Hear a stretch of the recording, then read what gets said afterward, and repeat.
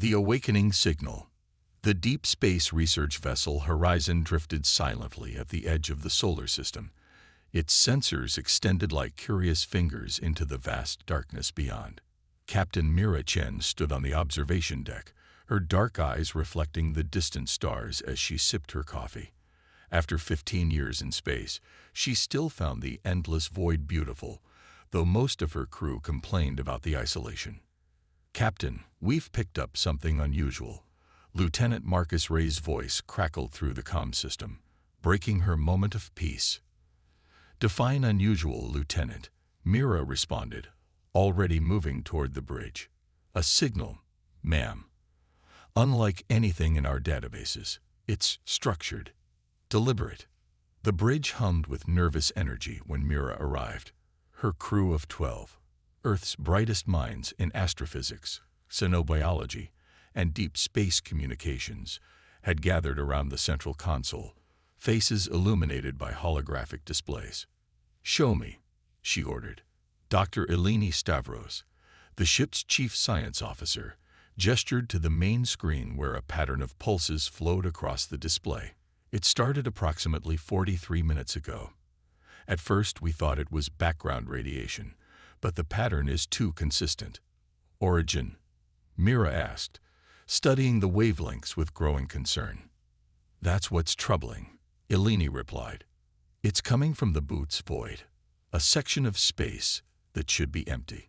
The Boots Void was one of space's greatest mysteries, a massive region nearly 330 million light-years across containing almost no galaxies. Scientists had debated its existence for centuries. Some called it a cosmic anomaly. Others theorized it was evidence of advanced civilizations clearing space for unknown purposes. Could it be a natural phenomenon? Mira suggested, though she already knew the answer. Dr. Kaido Nakamura, their resident mathematical genius, shook his head. "The signal uses prime numbers as markers. Nature doesn't communicate with mathematics, Captain. This is artificial." The room fell silent as the implications sank in. After decades of searching, humanity had finally received proof they weren't alone in the universe. But instead of celebration, a sense of dread filled the bridge. "Can we decode it?" Mira asked. "We're trying," communications specialist Sophia Dias replied. "The encryption is unlike anything we've seen, but there are patterns we can work with." "Make it your priority," Mira ordered. "I want to know what it says and who sent it." For the next 72 hours, the crew worked in shifts, running the signal through every decryption algorithm they had. Sleep was forgotten as excitement and apprehension fueled their efforts. By the third day, Sophia had managed to decode the first portion of the message.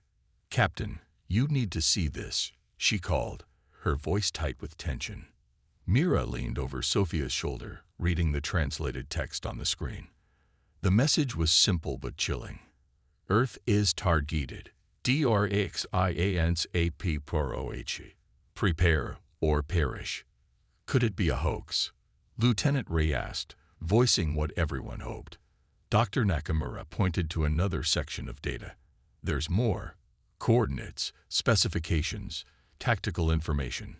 Whoever sent this knows a great deal about Earth, and whoever these Draxians are. Send everything to my quarters. I need to review it before we contact Earth Command," Mira ordered, "and continue working on the rest of the message."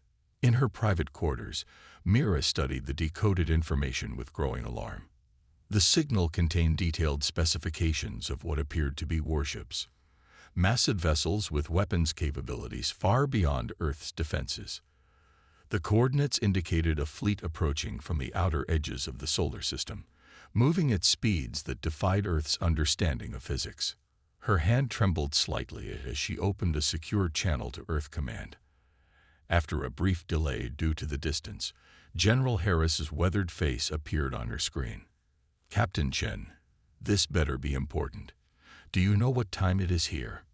"Sir, we've received a signal from deep space. It's a warning. Earth is about to be attacked by an alien force called the Draxians." The general's expression shifted from annoyed to concerned. Are you certain this isn't some sort of cosmic joke or equipment malfunction? The signal contains technical specifications of their fleet, sir. Whoever sent this has detailed knowledge of the threat. And she hesitated. There's more. According to the data we've decoded, the Draxians have destroyed 14 other civilizations in the last century alone. General Harris's face hardened. Send everything you have.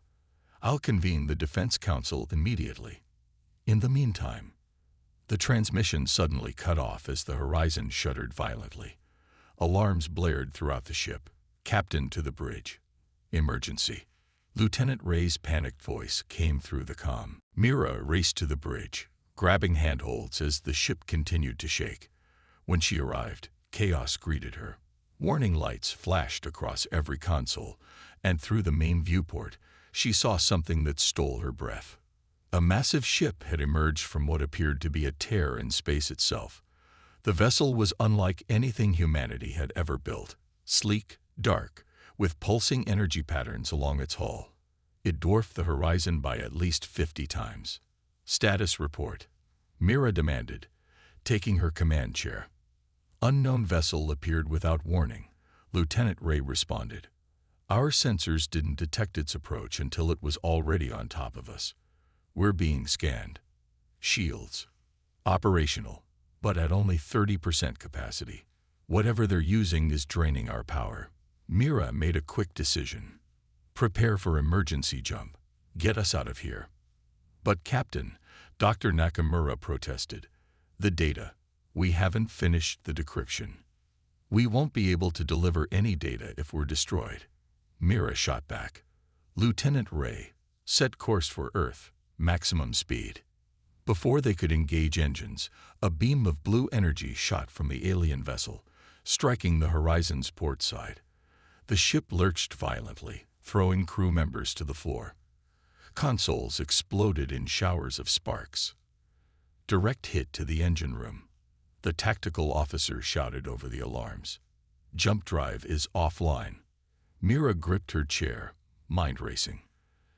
Divert all power to shields and conventional engines. Evasive maneuvers. The horizon turned sharply, accelerating away from the massive alien ship. For a moment, it seemed the larger vessel wasn't pursuing. Then multiple smaller craft launched from its hull, sleek and predatory. Fighter craft incoming. Lieutenant Ray warned. 12. No, 20 of them. Weapons status. Defensive systems online but severely limited. We aren't a warship, Captain. Mira studied the tactical display. The horizon couldn't outrun or outfight these attackers. But perhaps they could outsmart them. Set course for the asteroid field in Sector 9, she ordered.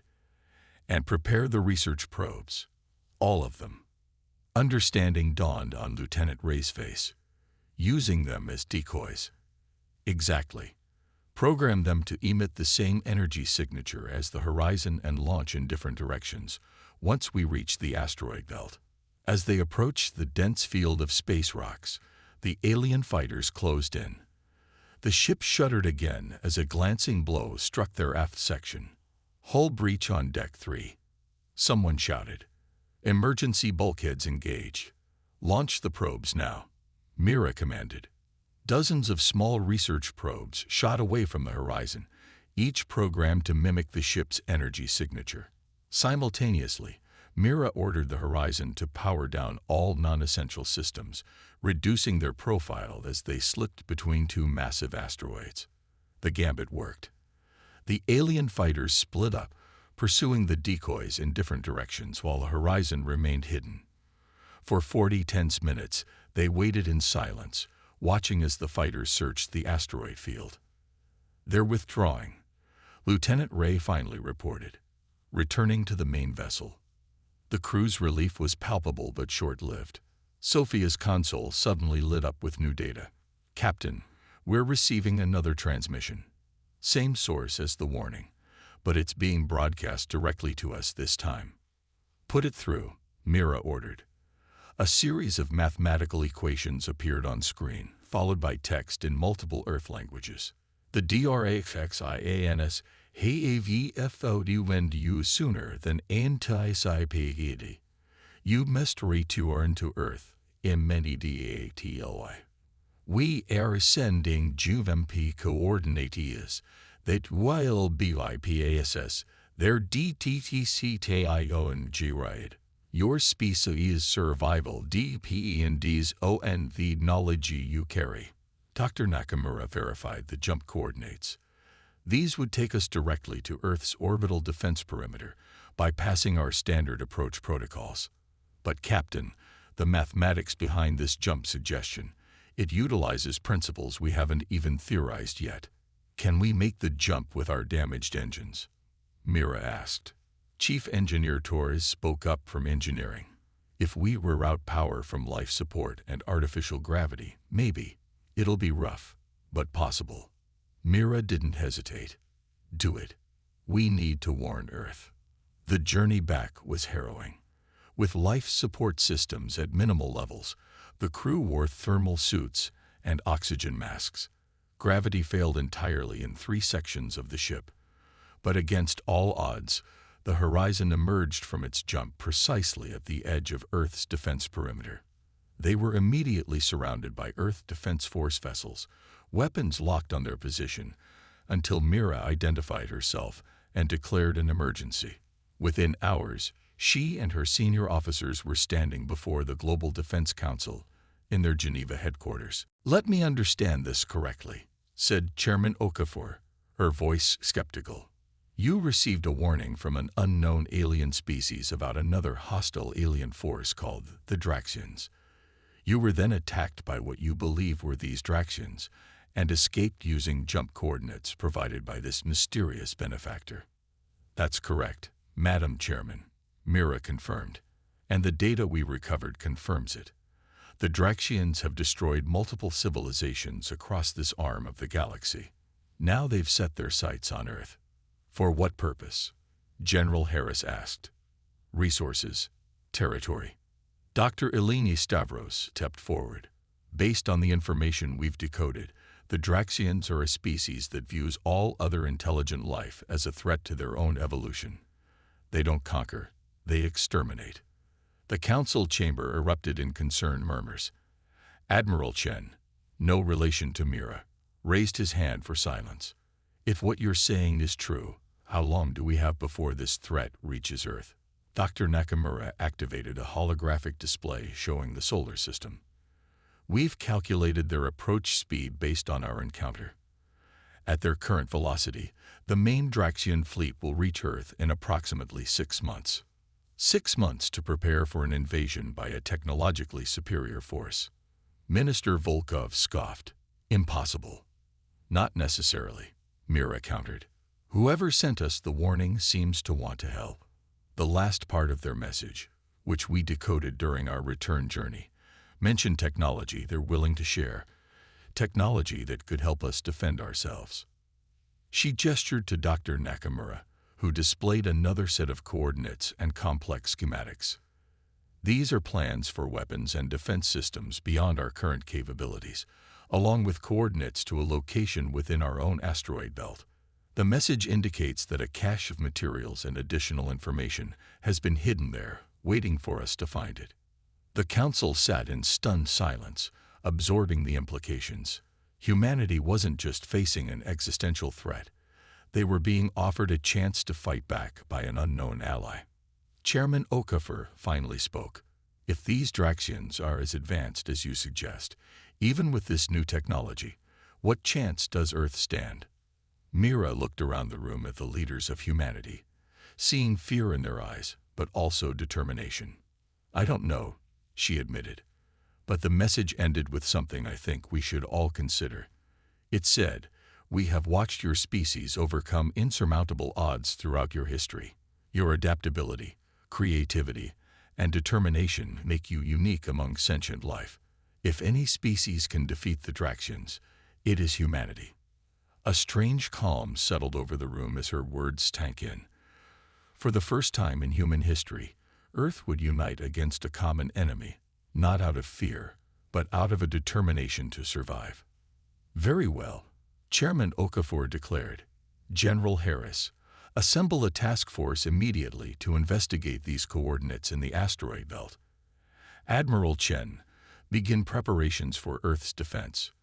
We need to accelerate our shipbuilding programs and convert existing vessels for combat. She turned to Mira. Captain Chen, you and your crew know more about this threat than anyone else on Earth. I'm promoting you to Commodore, effective immediately. Your mission is to establish Earth's first true war fleet. Mira stood straighter, the weight of responsibility settling on her shoulders. We'll need to act quickly, Madam Chairman. The Draxians will send more scouts before their main fleet arrives. Then we better get started. Chairman Okafor replied grimly. The clock is ticking for humanity. As the council dispersed to begin preparations, Mira gazed out the window at the peaceful blue planet below. In 6 months, that peace would be shattered forever. But if the mysterious allies were right, humanity possessed something the Draxians couldn't comprehend. An indomitable spirit that refused to surrender even against impossible odds. The war for Earth's survival had begun with a simple signal from the stars. Now that signal would become the catalyst for the most powerful war fleet the galaxy had ever seen. The rising fleet, the asteroid belt between Mars and Jupiter, had always been a place of mystery, a graveyard of planetary formation containing millions of rocky bodies drifting in endless orbits. Now it held humanity's greatest hope for survival. Commodore Mira Chen stood on the bridge of the EDF Defiance, the first prototype warship built with the new technologies. Though still under construction, it was already twice as powerful as any vessel humanity had previously created. Through the viewport, she watched as teams of engineers in spacesuits worked on the hull, integrating weapons systems that 6 months ago would have been considered theoretical at best. Progress report, Doctor, she asked, turning to Dr. Kaido Nakamura. The mathematician had transformed in the months since their return to Earth. Once reserved and academic, he now carried himself with the confidence of a man who had found his purpose. As the lead scientist for Project Aegis, humanity's unified defense initiative, he had become the driving force behind their technological leap forward. The gravitational displacement engine is online and functioning at 87% efficiency, he reported. The phase shift shields are still problematic, but we're making progress. Chief Engineer Torres believes we can have them operational within 2 weeks. Mira nodded, studying the holographic display showing the fleet's current strength. 12 vessels nearing completion, 30 more in various stages of construction. It wasn't enough. Not nearly enough to face the Draxian Armada, but it was a start. And the catch? Any new discoveries? She asked. Yes, actually. That's why I asked to see you. Kaido's eyes gleamed with excitement. We've managed to activate what appears to be a communication device. It's similar to the technology that transmitted the original warning, but more sophisticated. Mira's interest sharpened. Have you received any new transmissions? Not yet, but Dr. Stavros believes the device is designed to establish a direct link with whoever sent us the warning.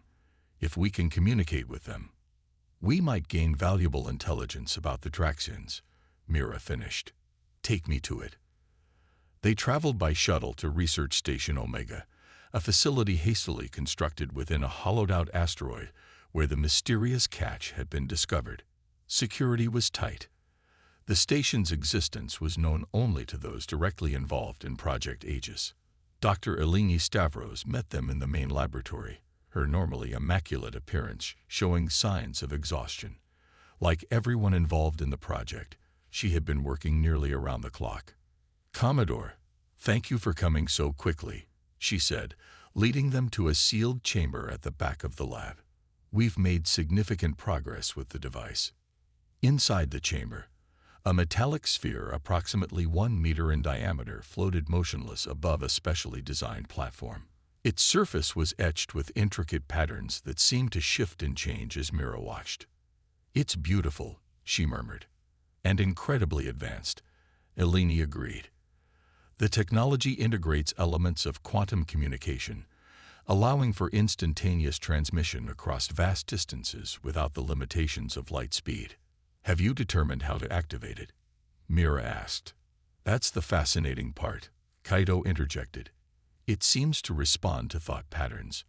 After analyzing the interactions, we believe it's calibrated specifically to human brainwaves." Mira raised an eyebrow, suggesting our mysterious allies have studied humanity extensively. "Precisely," Eleni confirmed, "which raises interesting questions about how long they've been watching us. And why they've chosen now to make contact," Mira added. Kaito gestured to a chair positioned near the sphere. "We'd like you to try interfacing with it, Commodore. Your brain patterns were the first to receive the original signal. There may be a connection." Mira hesitated only briefly before sitting in the chair. "What do I need to do?" "Just relax and focus on the sphere," Eleni instructed. "Think about the original signal, about the Draxians, about Earth's need for assistance." Mira took a deep breath and fixed her gaze on the floating sphere. At first, nothing happened. Then, almost imperceptibly, the patterns on its surface began to move more rapidly, flowing like liquid metal. A soft humming filled the room, and the sphere emitted a gentle blue glow. Suddenly, Mira felt a strange sensation, as if something was scanning her mind, sifting through her thoughts with delicate precision. She resisted the urge to pull away, instinctively understanding the importance of this contact. The blue glow intensified, and then, without warning, a voice spoke directly into her mind. Not in words, but in concepts and images that her brain translated into understanding. "Greetings, Mira Chen of Earth. We are the Archivist Collective." Mira gasped, causing Kaito and Eleni to step forward in concern. She held up a hand to stop them, focusing on maintaining the connection. "I can hear them," she said aloud. "They call themselves the Archivist Collective. We have watched your species for many cycles. Your potential is great, but now threatened by the Draxian Imperium. Time is short. The knowledge we have provided is only the beginning." Images flooded Mira's mind, schematics for weapon systems far more advanced than those they had already discovered, tactical information about Draxian fleet movements, weaknesses in their seemingly impenetrable defenses. "They're sharing more technological information," she reported, her voice strained with the effort of processing the information, "and tactical data about the Draxians. The Draxians fear what they cannot control. Your species' unpredictability, your capacity for innovation under pressure. These are weapons more powerful than any technology we can provide." More images came, planets reduced to barren rock, civilizations erased from existence, the relentless advance of the Draxian fleet across the galaxy. "We were once like you, explorers, creators. Now we exist only as guardians of knowledge, preserving what remains of countless extinct species. We cannot directly intervene, but we can guide. The choice to fight, to survive, must be yours." The connection began to fade, the blue glow diminishing. "We will contact you again when you are ready for the next stage. Prepare your fleet. The first wave approaches sooner than you realize." With that final warning, the sphere went dark, settling gently onto its platform. Mira slumped in the chair, exhausted but filled with renewed determination. "Are you all right?" Eleni asked, scanning her with a medical device. "I'm fine," Mira assured her. "But we need to accelerate our preparations. According to the archivists, the Draxians will arrive sooner than we anticipated." "How much sooner?" Kaito asked, his expression grave. "Weeks, not months," Mira replied. "And they've sent new schematics, improvements to our current designs that could significantly increase our chances." Within hours, the new information was distributed to the various construction teams throughout the solar system. Earth's factories worked at unprecedented capacity, producing components for the expanding fleet. Former rivals became allies as nations pooled their resources and expertise. The Global Defense Council had given Mira nearly unlimited authority to prepare Earth's defenses, and she used it without hesitation. 2 weeks later, the EDF Defiance completed its final systems check. Though still not fully battle-tested, it represented humanity's most advanced warship. 11 more vessels of similar design had been completed, with another 15 scheduled to launch within the month. It wasn't the massive fleet they had hoped for, but each ship incorporated technologies that gave them fighting capabilities far beyond their numbers. Mira stood on the Defiance's bridge, surveying her crew, the best Earth had to offer, drawn from every nation and background. They were young, many never having expected to become warriors, but all understood the stakes. Lieutenant Commander Sophia Diaz, formerly the Horizon's communications specialist, approached with a datapad. Long-range sensors have detected multiple objects entering the solar system. Commodore. Energy signatures match what we know of Draxian vessels. Numbers. Mira asked. 23 ships, smaller than the vessel we encountered, but still formidable. Mira nodded.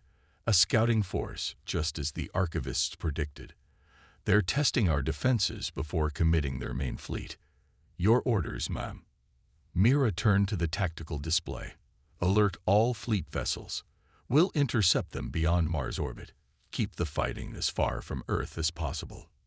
Within hours, Earth's newly formed fleet assembled near the orbit of Mars.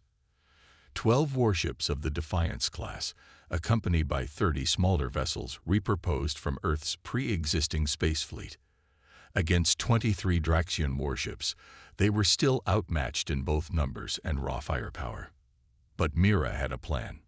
The Draxians rely heavily on established tactics, she explained to her captains during their final briefing. According to the archivists, they've conquered so many worlds using the same strategies that they've become predictable. They expect their technological superiority to guarantee victory, which means they won't be prepared for unconventional warfare. She highlighted several locations in Mars orbital space. We've deployed specialized mines throughout this region, not to destroy their ships, but to create localized distortions in spacetime that will disrupt their sensors and communication systems. Captain Rodriguez of the EDF Valiant frowned. Won't that affect our systems as well? It would, Dr. Nakamura interjected, except we've modified our sensor arrays to compensate. The distortions will be invisible to us, but should create significant confusion for the Draxians. Mira continued, we'll use that confusion to implement a three-pronged attack. Alpha Team will engage their forward vessels directly, drawing their attention. Beta Team will maneuver behind and target the propulsion systems. Meanwhile, Gamma Team will deploy our secret weapon. She nodded to Dr. Stavros, who activated a holographic projection of what appeared to be a massive energy web. We call it the Nexus, Eleni explained. It uses principles similar to the Draxians' own energy dampening technology, but on a much larger scale. If we can ensnare even half their fleet, we can neutralize their weapons and shields long enough to gain the upper hand. The captains studied the plan, expressions mixing concern with determination. It was audacious and relied heavily on technologies they had barely tested. But no one offered alternatives. They all knew the stakes. If there are no questions, Mira concluded, return to your ships and prepare for battle. We intercept the Draxian fleet in 6 hours. As the meeting dispersed, General Harris held Mira back. This is a hell of a gamble, Commodore. It is, she agreed. But a conventional approach would be suicide against their technology. We need to use what makes humans different, our capacity to innovate, to surprise. Harris nodded slowly.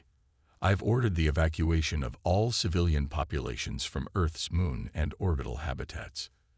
If this doesn't work, it will, Mira assured him with more confidence than she felt. One way or another, we'll make the Draxians regret targeting Earth. 4 hours later, the Defiance led Earth's fleet into position. The mines had been deployed, and each ship captain understood their role in the complex battle plan. On the bridge, tension was palpable as they waited for the enemy to arrive. Draxian fleet entering the operational area. Lieutenant Commander Diaz reported. They're maintaining tight formation, just as predicted. Mira watched the tactical display as the enemy vessels, Sleek, predatory shapes reminiscent of the ship that had attacked the horizon moved deeper into the minefield. They showed no sign of detecting the hidden devices. "Time until optimal engagement?" she asked. 3 minutes, Commodore," the tactical officer responded. Mira opened a channel to the fleet. "All vessels, final preparations. Remember your training and trust your instincts. Whatever happens today, know that you represent the best of humanity." She closed the channel and straightened her uniform. "Shields at maximum. Weapons systems online. Take us in." The first mine detonated as the Draxian lead vessel passed, creating a rippling distortion in space. The effect was immediate. The tight Draxian formation began to waver as their ship's sensors struggled to compensate. More mines activated in quick succession, creating a chaotic environment of conflicting spatial distortions. "Alpha Team, engage," Mira ordered. 6 Earth vessels accelerated forward, weapons firing in precise coordination. The Draxians, momentarily confused, took several direct hits before returning fire. Their response was devastating. Energy beams sliced through the shields of 2 Earth ships, disabling them instantly. "Beta Team, execute flanking maneuver," Mira commanded, watching as another 4 vessels swept around to attack from behind. The battle quickly intensified. Despite the distortions hampering their systems, the Draxians adapted faster than expected, adjusting their tactics to counter the human assault. 3 more Earth vessels were critically damaged, their crews forced to abandon ship. "They're breaking through our formation," the tactical officer warned. "Beta Team is taking heavy losses." Mira gripped the command chair. "Hold position. We need to keep them engaged until Gamma Team is in position." On the tactical display, 4 specialized vessels moved silently into position, keeping to the shadows of Mars' smaller moons. Each carried a portion of the Nexus device. Together, they would generate an energy field designed to neutralize Draxian technology. "Gamma Team reports ready, Commodore," Sophia announced. "Now or never," Mira thought. "Activate the Nexus." The 4 vessels simultaneously deployed their devices, generating beams of energy that connected in the center of the Draxian formation. For a moment, nothing seemed to happen. Then, like a web being spun by an invisible spider, energy patterns spread outward, enveloping nearly a dozen enemy ships. The effect was immediate. The trapped Draxian vessels' weapons went silent, their shields flickering and failing. Some began to drift, their propulsion systems failing. "It's working," someone shouted. "All vessels, concentrate fire on the neutralized targets," Mira ordered. "Take them out while we can." Earth's remaining ships unleashed everything they had on the vulnerable Draxians.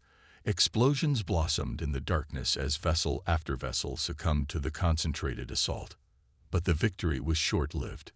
The remaining Draxian ships, having witnessed the effectiveness of the Nexus, altered their attack pattern. 3 larger vessels focused their fire on the Gamma Team ships maintaining the energy web. "Gamma Team is taking heavy fire," Sophia reported urgently. "They can't maintain the Nexus much longer." Before Mira could respond, one of the Gamma vessels exploded in a brilliant flash. The energy web flickered, weakening its hold on the trapped Draxian ships. "Divert Beta Team to protect the remaining Gamma vessels," Mira ordered. "Beta Team is already engaged, Commodore," the tactical officer replied. "They can't disengage without exposing our flank." Mira made a split-second decision. "Helm, set course to intercept those attackers. Weapons, prepare to engage at point-blank range." The Defiance surged forward, inserting itself between the Draxian attackers and the vulnerable Gamma Team. The enemy vessels immediately shifted their focus, concentrating their fire on Mira's flagship. "Shields at 60% and falling," the tactical officer warned. "We can't take this kind of punishment for long." Mira knew he was right, but they only needed to buy a little more time. "Engineering, divert all non-essential power to shields. Weapons, target their lead vessel's propulsion system." The Defiance shuddered under the assault, but its advanced shields, built using the Archivist's technology, held firm longer than any conventional defense could have. Meanwhile, its weapons found their mark, crippling one of the attacking Draxian ships. Gamma Team reports the Nexus is stabilizing, Sophia announced. They've managed to compensate for the lost vessel. On the tactical display, Mira watched with satisfaction as the energy web strengthened once more, trapping several additional Draxian ships that had ventured too close. With their main attack force neutralized, the remaining enemy vessels began to retreat. "They're withdrawing, Commodore," the tactical officer confirmed. Setting course out of the solar system. A cheer erupted on the bridge, quickly tempered by the reality of their losses. Of the original 42 vessels in Earth's fleet, 17 had been destroyed and another 11 severely damaged. But they had defeated a technologically superior enemy force, destroying 14 Draxian vessels and forcing the rest to flee. "Casualties?" Mira asked quietly. Sophia's expression was grim. "Still being assessed. Preliminary reports indicate approximately 800 crew lost. 800 lives. A heavy price.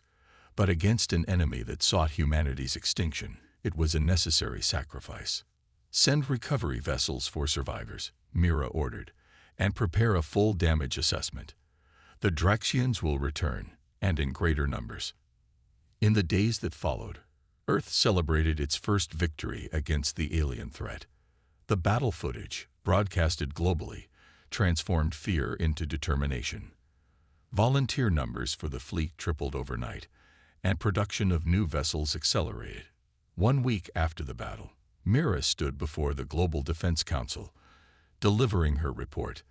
"The encounter confirmed much of what the archivists told us about Draxian capabilities," she explained. "They possess superior firepower and defensive systems, but their tactical approach is rigid. They don't adapt well to unexpected situations. And you believe this advantage will be enough when their main fleet arrives?" Chairman Okafor asked. "Not by itself," Mira admitted, "but we've proven that our new technologies can be effective against them. With each engagement, we learn more about their weaknesses." She activated a holographic display showing design modifications already being implemented in the next generation of Earth vessels. Dr. Nakamura's team has analyzed the battle data and made significant improvements to the Nexus system. "We're also developing new weapons specifically designed to exploit vulnerabilities we identified in their shield configurations." General Harris leaned forward. "How long before their main fleet arrives?" "Based on the retreat vector of the surviving scout ships, we estimate 3 months," Mira replied. "But we'll be ready. The archivists have made contact again, offering additional technological assistance." "Can these archivists be trusted?" Minister Volkov asked skeptically. "What do they gain from helping us?" Mira considered the question. During her most recent communication with the Archivist Collective, she had asked that very question. They were once a thriving civilization themselves, until the Draxians decimated their homeworlds, she explained.